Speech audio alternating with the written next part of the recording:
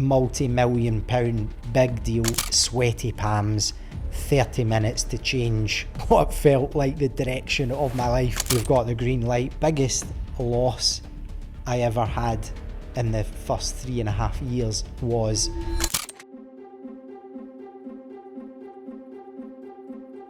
so the first big pitch was I had had quite a few meetings and proposal meetings up to this stage, but the final meet was with the CTO, 30-minute meeting. Now, I had had loads of these kind of meetings before I started on my own.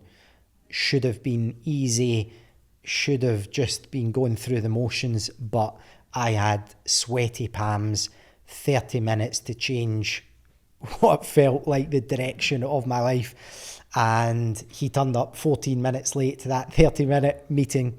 So I had 16 minutes to try and convince this CTO that we were right to take over this cloud program. And he must have had really positive feedback from his peers that had been in the meetings previous, because it just felt like it was sold before I even started talking. You know, we were just talking final details. And I remember going out and recording a voice note with my voice quivering to my family chat, my family WhatsApp chat, saying we're on, that's it, done. Or, you know, verbally. He was just, at the end of the meeting, he was like, how quickly can we do this?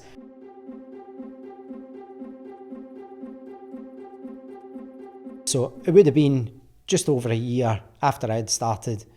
Took another 6 months to get to the point of signing, and it had been full 99%, all guns blazing, we're signing. Then it would fall away or something else, another suppliers got involved, and it, you know, it was coming and going constantly. And my wife got to the point, we are salespeople and we're almost immune to the sales cycle, in the sense that until something is signed and someone starts paying you, it's never, you cannot sit and expect that to go in, because you'll just end up, you know, being extremely unhappy if it happens. So until you sign on the dotted line, but my wife went through that for the first time, where it was coming, it was going, it was coming, it was going. By the time it was signed after 20 months, she was done with it. You know, she was sick of hearing. But I recall exactly where I was. It was actually a weekend, and I walked down the stairs into the kitchen. I had seen it up in the bedroom, come through on DocuSign, the signature. I walked down the stairs to the kitchen where my wife was, and yeah, showed her that was it signed, and I shed a tear in that kitchen, just from the relief of it all. And as dramatic as it sounds, but with those kind of things in any business, those big deals, it changes the direction of your life. It is life-changing. Biggest loss I ever had in the first 3.5 years was multi-million pound big deal. It was another massive case study. Statement of work was drafted, ready to go. We had a meeting on a Tuesday during the day, and we had everyone else on our side, CTO, in fact I'll not name them because I've got a few, but there was a few really senior people were massively batting for us. One chap that we just needed to convince seemed convinced on the call.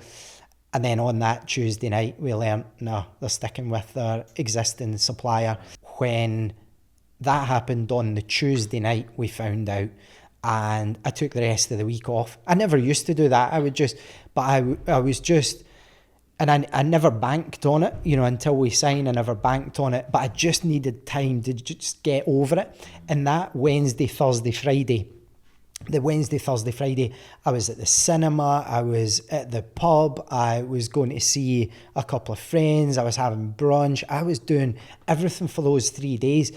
By the time Monday came, I was ready to go again. You know, I really needed, and I was chatting to someone who's actually going to join us next week doing some FinOps work for us, Walter.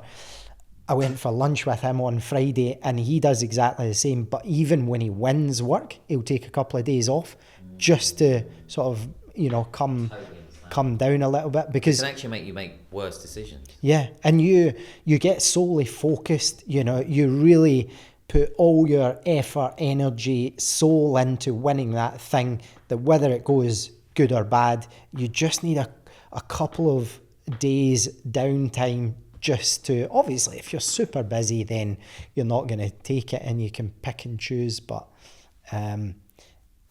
having that not go in.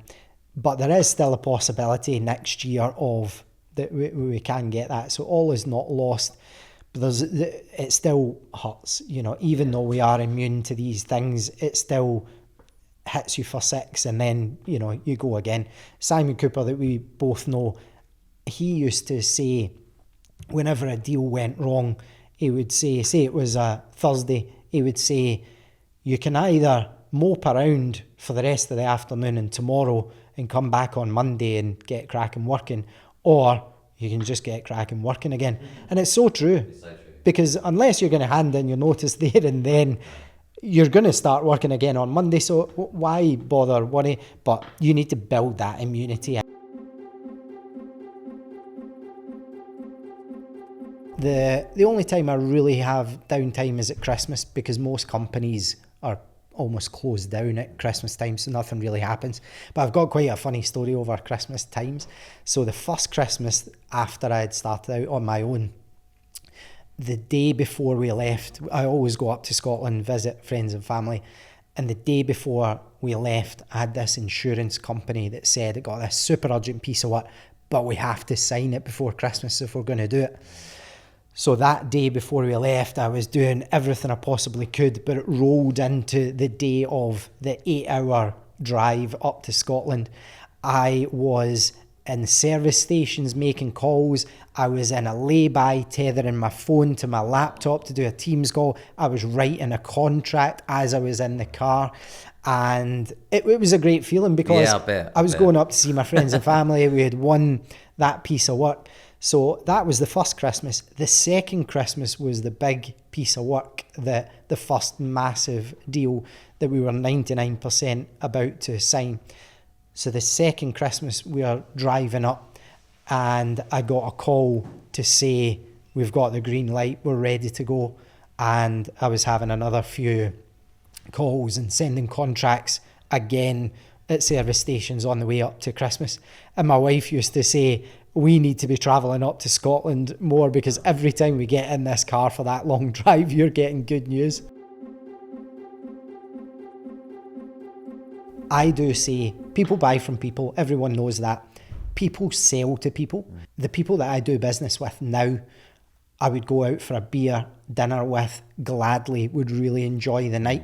There's been some clients, maybe it's just a clash of personalities, maybe it's they don't see the value in what you offer, and that relationship, it just becomes strained, and your days just get longer dealing with that type of client. So as much as people buy from people, the people that I deal with now, if I retired in 10 years time, hopefully, but if I retired, I would still keep in touch with them. It's not solely about business. I genuinely have things in common, things of interest with the people that I do business with. And hopefully, sometimes when you start your own business, you don't have the choice. You have to get revenue in either way. But when you get to a point, you should be doing business with people that you actually enjoy their company. And I think that's how I win business, is the majority of my business is won through relationships and referrals. So it's people that I genuinely get on with that move to another company, we do business, they introduce me to their, a colleague that's moved company.